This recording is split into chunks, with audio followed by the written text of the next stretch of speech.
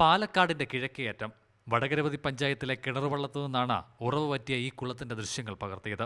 1.5 ഏക്കറോളം വ്യാപ്തിയുള്ള കുളം പറ്റിയിട്ട് 1 മാസം പിന്നിടുന്നു. നബാർഡ് സഹായത്തോടെ പഞ്ചായത്ത് സമീപകാലത്ത് ആഴം കൂട്ടി നവീകരിച്ച കുളമാണ് വരണ്ടുണങ്ങിയത്. ഒരു അച്ഛൻ്റെയും മുത്തൻ്റെയും കാലത്തുനിന്ന് ഈ കുളം വറ്റി നമ്മൾ എപ്പോഴും കണ്ടിട്ടില്ല. ഇപ്പോൾ ഗവൺമെൻറ് ഒരു 40 ലക്ഷം 30 ലക്ഷം രൂപ ബഡ്ജറ്റ് വെച്ചിട്ടുണ്ട്, പണി ചെയ്ത് വെച്ചിരിക്കുകയാണ്. എന്നാൽ മഴ പെയ്താൽ മാത്രമേ നമുക്ക് ഈ കുളത്തിൻ്റെ അവസ്ഥ നമുക്ക് പറയാൻ പറ്റൂ. വെള്ളമില്ല, ഒട്ടും വെള്ളമില്ല. ഇതാണ് അവസ്ഥ. വർഷം മുഴുവൻ കുളങ്ങളെയോ കുഴൽക്കിണറുകളെയോ ആശ്രയിച്ചാണ് മേഖലയിലെ പച്ചക്കറി കൃഷി. പ്രതീക്ഷിച്ചതിലും മുൻപേ കുളങ്ങളും മറ്റും വറ്റിത്തുടങ്ങിയതോടെ കാർഷിക രംഗം പ്രതിസന്ധിയിലാണ്. കുഴൽക്കിണറുകളിൽ അവശേഷിക്കുന്ന വെള്ളം കുളങ്ങളിലേക്ക് പമ്പ് ചെയ്താണ് ചിലർ ജലസേചനം ഉറപ്പാക്കുന്നത്.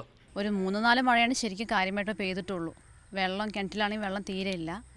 ഇപ്പോൾ കൃഷി ഇറക്കാനായിട്ട് പുതിയതായിട്ട് നമ്മൾ എയിം ചെയ്തിട്ടാണ് പന്തലിടാൻ നോക്കിയത്. 2-3 ലക്ഷം രൂപ അതിനടുത്ത് ചിലവാക്കി ഞങ്ങൾ. പക്ഷേ ഇപ്പോൾ മഴ തീരെ ഇല്ലാത്തതുകൊണ്ട് കൃഷിയൊക്കെ ഉണങ്ങുന്ന അവസ്ഥയിലായിപ്പോൾ.